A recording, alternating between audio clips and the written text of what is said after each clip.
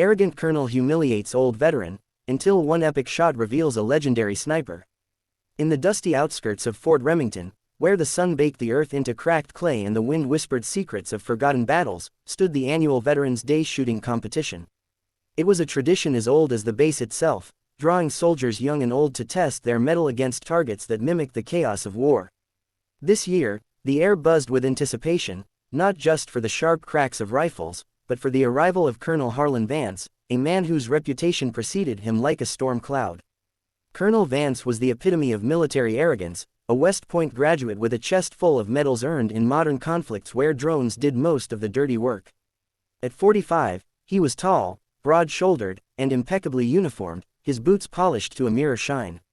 He strutted through life with the certainty that he was superior, dismissing anyone who didn't fit his mold of elite warrior. His subordinates feared his sharp tongue, and his superiors tolerated him for his tactical brilliance. But to the old-timers, he was a symbol of everything wrong with the new army, all flash, no soul. Among the crowd that day was Elias Thorne, a weathered veteran in his late 70s. Elias had served in Vietnam, a place where survival wasn't about gadgets but grit. His face was a map of wrinkles, etched by jungle rains and enemy fire. He walked with a slight limp from a shrapnel wound that never fully healed, and his hands, though gnarled with age, still held the steady precision of a master marksman. Elias rarely spoke of his past, the medals gathering dust in his modest trailer home told stories he preferred to keep buried. He came to the competition every year, not to compete, but to watch, to remember the comrades he'd lost. The event kicked off under a relentless sun. Young recruits fired at pop-up targets, their shots echoing across the range. Colonel Vance, as the guest of honor, took the microphone to address the gathering. "Ladies and gentlemen," he boomed, his voice laced with condescension, "today we honor our veterans. But let's be real, war has evolved. The days of iron sights and luck are over. It's about precision tech, strategy, and the best training money can buy."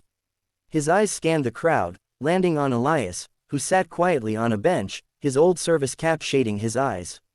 Vance smirked. "Take this old-timer here," he said, pointing directly at Elias. A hush fell over the audience. "What's your name, soldier?" Elias looked up slowly, his blue eyes steady.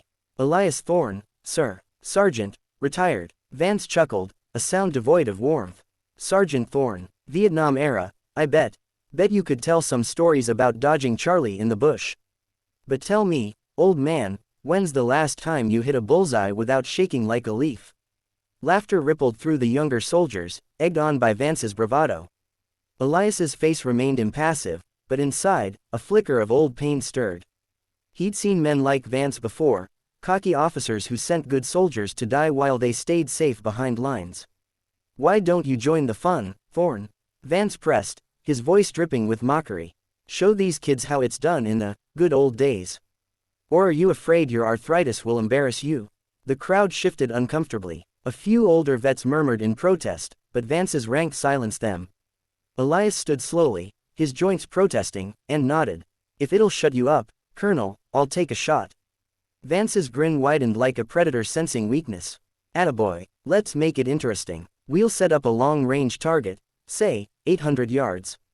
Wind's picking up, that'll separate the men from the relics." The range master complied, positioning a steel silhouette target far downfield. The wind whistled through the flags, gusting unpredictably. Vance went first, shouldering a state-of-the-art sniper rifle with thermal scopes and ballistic computers. He fired 3 rounds, each hitting the target with clinical precision. The crowd applauded as the impacts rang out. "Your turn, Grandpa," Vance said, handing Elias an old M1 Garand, the kind of rifle Elias had carried in Nam. No scopes, no fancy tech. Just iron sights and muscle memory. Elias hefted the rifle, feeling its familiar weight. Whispers spread, "He's gonna miss. Poor old guy." Vance crossed his arms, smug. But as Elias lay prone on the firing line, something shifted. The world around him faded. The jeers, the sun, the years. He was back in the jungle, rain pounding, his spotter whispering ranges. His breath slowed, heart steady. He adjusted for wind, elevation, the rifle's quirks. One epic shot, that's all it would take. He squeezed the trigger. The crack echoed like thunder. The target didn't just ding, it exploded, the bullet striking dead center with such force it sheared the silhouette in half. Silence. Then gasps. Vance's face paled. Lucky shot, he muttered. Try again. Elias fired twice more. Each round obliterated what remained of the target. The range master checked through binoculars. Impossible. Perfect hits. The crowd erupted. Young soldiers stared in awe. An older vet shouted, "That's Elias Thorne, the ghost of Key San." Whispers turned to roars as the truth unfolded. Elias Thorne wasn't just any veteran. In Vietnam, he'd been a legendary sniper, credited with over 200 confirmed kills, often in impossible conditions. He'd saved entire platoons with single shots, vanishing like a ghost in the foliage. His humility had buried his legend, but that one epic shot had unearthed it. Vance stammered, I didn't know." Elias stood, handing back the rifle.